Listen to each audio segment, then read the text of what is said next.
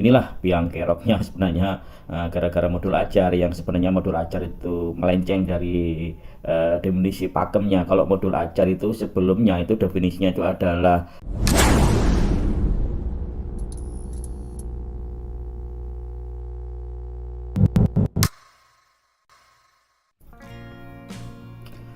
masih banyak yang salah paham dengan modul ajar. Nah, supaya kita tidak salah paham, silahkan disaksikan video saya berikut ini.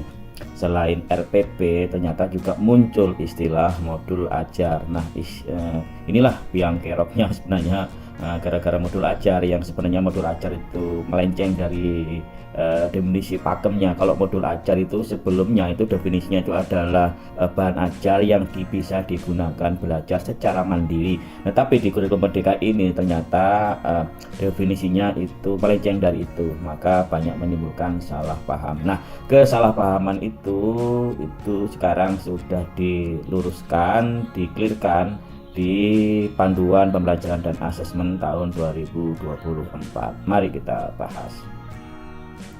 Sebelumnya saya paparkan dulu ya bahwa struktur kurikulum itu kalau ditinjau dari muatannya itu ada 3. Nanti silahkan dilihat di pasal 7 ya, Permendikbudristek nomor 12 tahun 2024.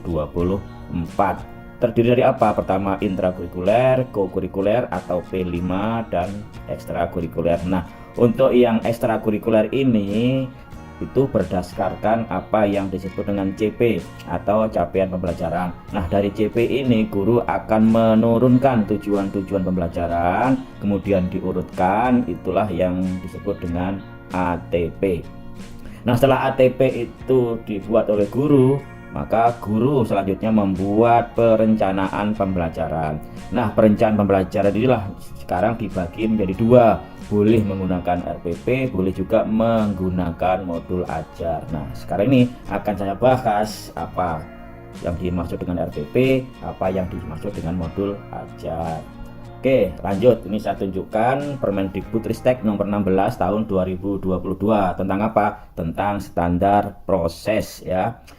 Jadi dulu kita masih ingat ya, pertama kali Merdeka Belajar episode pertama itu kita kenal dengan RPP 1 lembar, walaupun sebenarnya ya tidak persis 1 lembar, itu hanya untuk memudahkan. Yang dimaksud 1 lembar itu komponennya itu minimal 3, yaitu tujuan pembelajaran, langkah-langkah pembelajaran, dan asesmen atau penilaian ya. Itu masih berlaku ya. Jadi RPP yang 3 komponen minimal ya, atau yang sering disebut RPP 1 lembar, itu masih berlaku. Itu ditegaskan di pasal 4. Saya bacakan aja. Dokumen perencanaan pembelajaran sebagaimana dimaksud dalam pasal 3 ayat 3 paling sedikit memuat A. Tujuan pembelajaran, B. Langkah-langkah pembelajaran, dan C. Penilaian atau asesmen pembelajaran. Jadi RPP 3 komponen minimal itu masih berlaku gitu ya. Nah, selanjutnya Bapak sekalian sahabat pembelajar, tentang RPP itu ditegaskan lagi di PPA 2024 halaman 22. PPA itu apa? Panduan pembelajaran dan asesmen. Saya bacakan.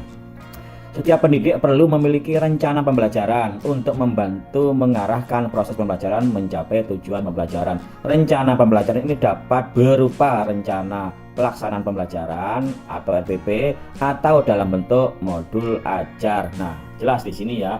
Jadi RPP, rencana pembelajaran itu ada 2 macam. Boleh berupa RPP atau, nah ini pilihannya adalah atau dalam bentuk modul ajar. Kalau atau itu berarti boleh pilih salah satu. Artinya kalau kita sudah punya RPP ya tidak perlu membuat modul ajar. Sebaliknya kalau kita sudah punya modul ajar tidak perlu membuat RPP lagi. Jadi fleksibel ya, fleksibel. Jadi tidak perlu galau, tidak perlu risau bahwa kalau kita sudah punya RPP yang minimalis, yang minimal 3 komponen itu boleh dipakai saja. Tapi kalau kita sudah punya juga dalam bentuk modul ajar juga boleh dipakai. Tidak perlu dua-duanya bikin ya. Nah, sekarang apa perbedaan RPP dan modul ajar?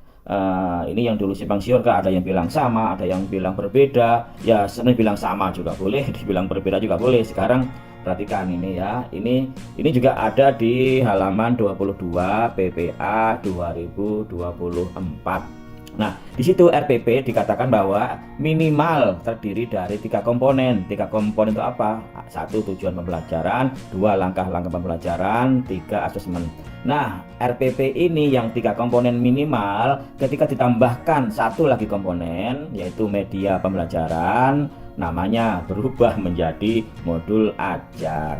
Jadi jelas di sini ya sudah, kalau RPP itu minimal 3 komponen, kalau modul ajar minimal 4 komponen. Yang perlu dicatat ini hanya minimal. Nah, artinya minimal itu boleh ditambah. Misalkan saya kondak serak saya kok hanya 3, saya tambah dah, ya boleh ditambah langkah ditambah misalkan model pembelajaran, ditambahi lagi dengan bahan ajar, ditambahi lagi apa, enggak masalah. Yang penting kalau RPP itu ya minimal 3 komponen.